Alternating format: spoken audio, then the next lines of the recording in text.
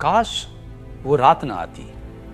2 दिसंबर 1984 की पुराने भोपाल की वो रात।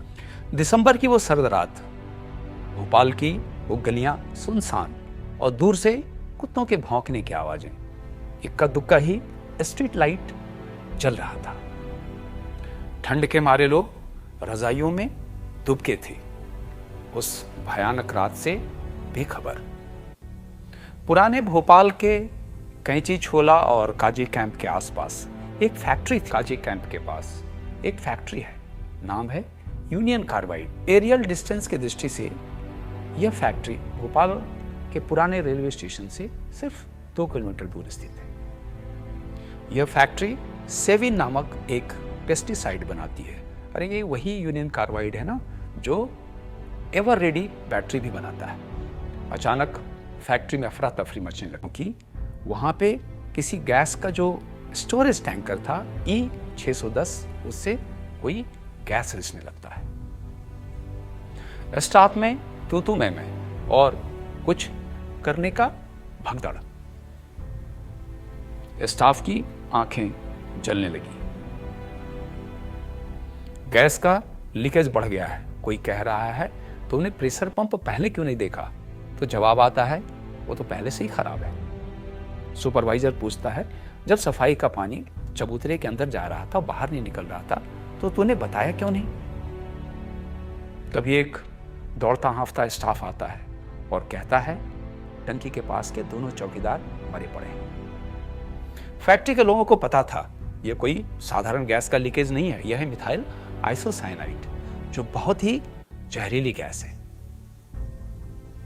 फैक्ट्री के आसपास के सभी मोहल्लों में, वो काजी कैंप हो या फिर जयप्रकाश नगर या इस प्रकार के सभी मोहल्लों में लोगों की आंखें जलने लगी थी, लोग खांसने लगे थे और उठकर बैठ गए थे। और अब तो सांस लेने में भी कठिनाई होने लगी थी। बच्चे सोते सोते बेसुध हो गए थे। माँ बाप बच्चों को उठाकर सड़क पे आने लगे थे और सड़क पे आने वालों की तादाद बढ़ने लगी थी। सभी भाग रहे थे हमीदिया अस्पताल की तरफ। सड़क पे भागते हुए भी लोग गिर रहे थे, बेहोश हो रहे थे, और जो जितना तेजी से भाग रहा था उतना जल्दी गिर रहा था, क्योंकि उनकी सांसों में और भी ज्यादा जहरीली गैस घुसता चला जा रहा था। बच्चों का रोना और लोगों की चिल्लाहट रात को भी रुला रही थी। कोई अपने ऑटो में, कोई अपने रिक्शे में परिवार को लेके भागा जा रहा था। एक रिक्शा चलाने वाला जितना जोर लगा रहा था, जान दे के रिक्शा चला रहा था, और वो स्वयं बेसुध होता जा रहा। अस्पताल में भीड़ बढ़ने लगी थी, लेकिन डॉक्टरों को समझ में नहीं आ रहा था ऐसा क्यों हो रहा है, ये कौन सी गैस है। कोई कह रहा था क्लोरीन है, कोई कह रहा था अमोनिया है, कोई कह रहा था फॉस्जिन है, और सही इलाज देने की स्थिति में डॉक्टर्स नहीं थे, क्योंकि ऐसा एक्सपोजर उनके पास पहले कभी नहीं आया था। अस्पताल में सैकड़ों बेसुध पड़े थे और मरने वालों की संख्या बढ़ती जा रही थी। भोपाल रेलवे स्टेशन तक भी गैस पहुंच चुकी थी और वहां भी कम अफरा तफरी नहीं थी। वहां के स्टाफ लेकिन बड़ी मुस्तैदी से ट्रेनों को रवाना कर रहे थे कि उन्हें कम से कम रुकना पड़े, और आने वाली गाड़ियों को संदेश दे रहे थे कि वो भोपाल में बिना रुके आगे बढ़ जाएं। स्टेशन पे अलग तरह की भीड़ लग रही थी। लोग भोपाल से भाग के कहीं और जाना चाह रहे थे। हवा चलने से गैस और तेजी से चारों ओर फैलने लगी थी, और भोपाल के चारों ओर पुराने भोपाल का लगभग 4-5 किलोमीटर के दायरे का जो एरिया है वहां तक फैल चुकी थी। फैक्ट्री के आसपास के मोहल्लों की तो बात ही क्या, उनको तो गैस ने पहले ही ले लिया था। सुबह होते ही पता चला गलियों में, सड़कों पर, अस्पताल में सैकड़ों लाशें पड़ी है। भेड़, बकरी, मवेशी और कुत्ते सभी खत्म हो चुके थे। आखिर यह लीकेज हुआ क्यों था? सच तो यह है कि फैक्ट्री घाटे में चल रही थी और उसने अपना खर्चा कम करने के लिए रख रखाव पे कोई ध्यान नहीं दिया।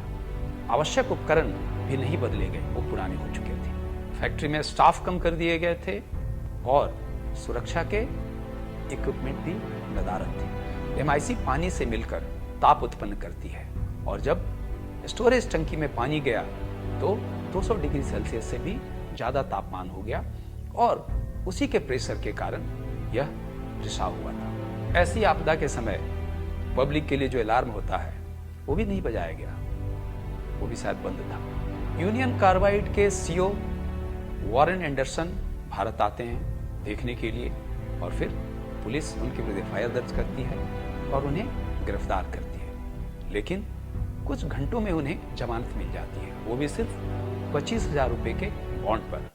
और तत्कालीन सरकारों ने न सिर्फ उन्हें दिल्ली वापस पहुंचाया बल्कि अमेरिका जाने की उन्हें इजाजत भी दी। यह जरूर हुआ कि इस घटना के बाद इंडस्ट्रियल लॉ में बदलाव लाया गया, इंडस्ट्रियल सेफ्टी की बात की गई, पॉल्यूशन के कानून को भी बदला गया। लेकिन इस घटना को लेके जो कोर्ट कचहरी का दौर था और न्यायालयीन प्रक्रिया लंबी चलती रही। भारत ने कंपनसेशन के रूप में $3.5 बिलियन की मांग की थी, लेकिन मुश्किल से इसका 7वां हिस्सा ही भारत को मिल पाया। सरकारों ने मुआवजा के लिए इलाज पे और राहत पे अरबों रुपए खर्च किए।